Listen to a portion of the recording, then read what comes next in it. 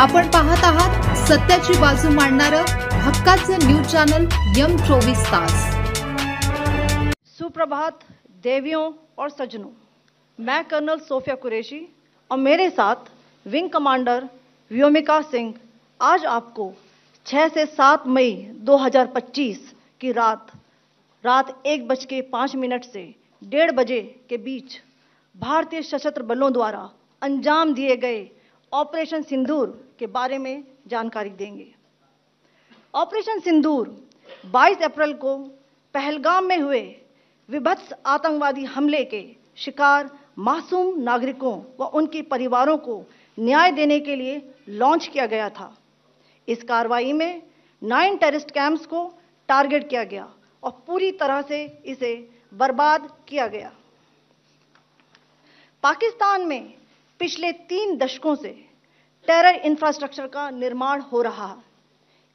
इसमें recruitment, indoctrination centres, training areas व launch pad शामिल थे, जो पाकिस्तान और पाक अधिकृत जम्मू कश्मीर POJK दोनों में फैले हैं।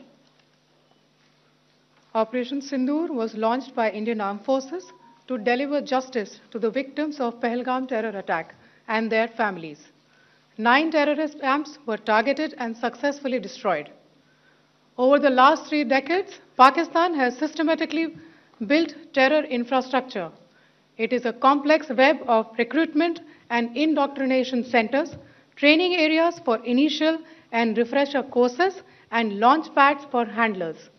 These camps are located both in Pakistan as well as Pakistan-occupied Jammu and Kashmir areas. Some of the well-known training camps are located, as you can see on the screen.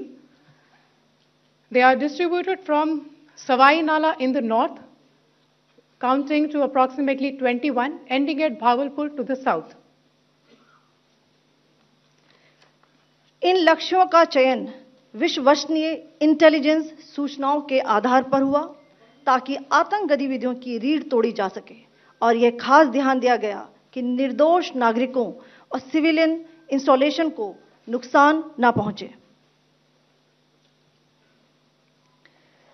The selection of these targets for Operation Sindoor was based on credible intelligence inputs and role of these facilities in perpetrating the terror activities. The locations were so selected to avoid damage to civilian infrastructures and loss of any civilian lives.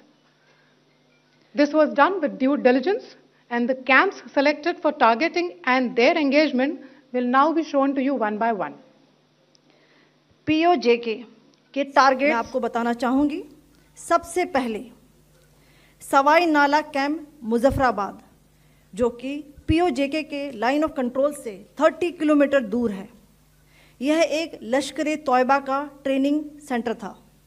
20 अक्टूबर 2024 सोनमर्ग, 24 अक्टूबर 24 गुलमर्ग, 22 अप्रैल 2025 पहलगाम, इन हमलों के आतंकियों ने यहीं से प्रशिक्षण लिया था। सैयदना Bilal camp Muzaffarabad, यह एक जैश ए मोहम्मद का स्टेजिंग एरिया है। यह हथियार, विस्फोटक और जंगल सर्वाइवल ट्रेनिंग का केंद्र भी था। गुलपुर कैंप कोटली, यह LOC से 30 किलोमीटर दूर था। लश्कर-ए-तौयबा का बेस था, जो रजौरी, पुंछ में सक्रिय था। 20 अप्रैल 2023 को पुंछ में और 9 जून 2024 को तीर्थ यात्रियों के बस हमले में यहीं से आतंकी को ट्रेन किया गया था।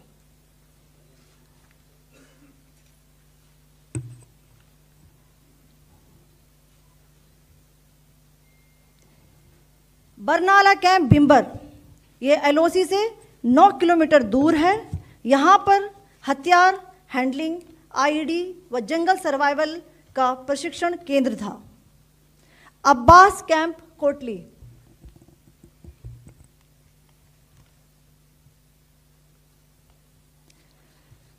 यह LOC से 13 किलोमीटर दूर है। लश्कर-ए-तौयबा का फिदाइन यहाँ तैयार होता था। इसकी कैपेसिटी 15 टेररिस्ट को ट्रेन करने की थी।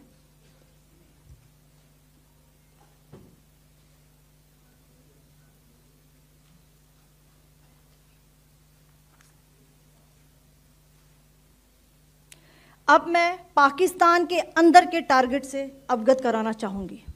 पहला, सर्जिकल कैंप सियालकोट। यह अंतर्राष्ट्रीय सीमा से 6 किलोमीटर की दूरी पर है, सांबा कठुआ के सामने।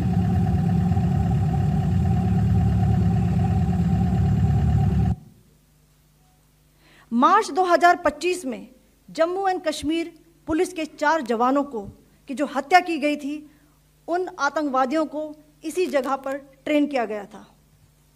दूसरा, महमूना जाया कैंप सियालकोट।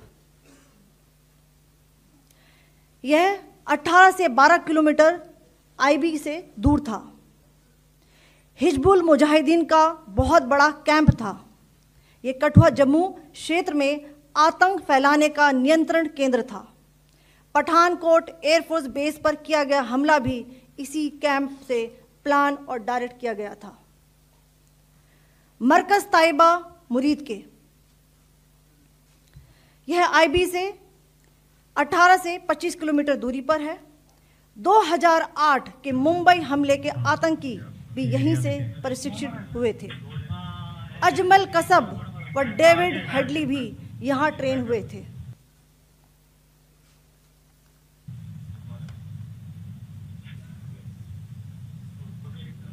आगे दूसरा आया।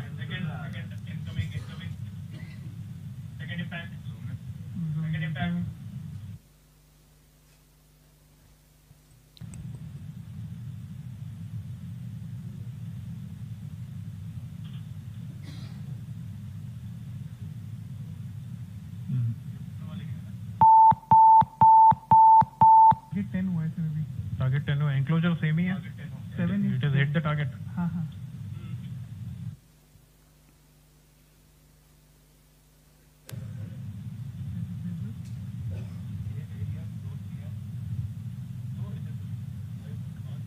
आ गया सर, इम्पैक्ट।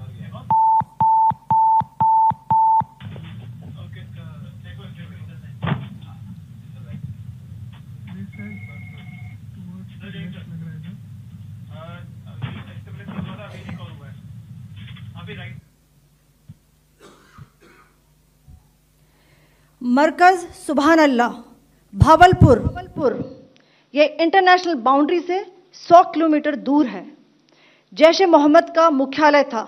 यहाँ पर रिक्रूटमेंट, ट्रेनिंग व इंडोक्ट्रिनेशन का केंद्र भी था। शीर्ष आतंकी अक्सर यहाँ आते थे।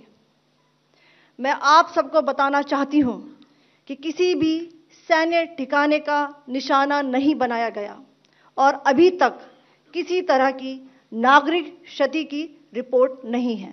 धन्यवाद। जय Hind. The strike on the terror camps were undertaken through precision capability, as shown to you. A niche technology weapons with careful selection of warheads was ensured so that there will be no collateral damage. The point of impact in each of the target was a specific building or a group of buildings. All the targets were neutralized with clinical efficiency, and the results reiterate the professionalism of the Indian Armed Forces in the planning and execution of their operations. No military establishments were targeted. India has demonstrated considerable restraint in its response. However, it must be said that the Indian Armed Forces are fully prepared to respond to Pakistani misadventures, if any, that will escalate this situation. Jai Hind, and thank you very much.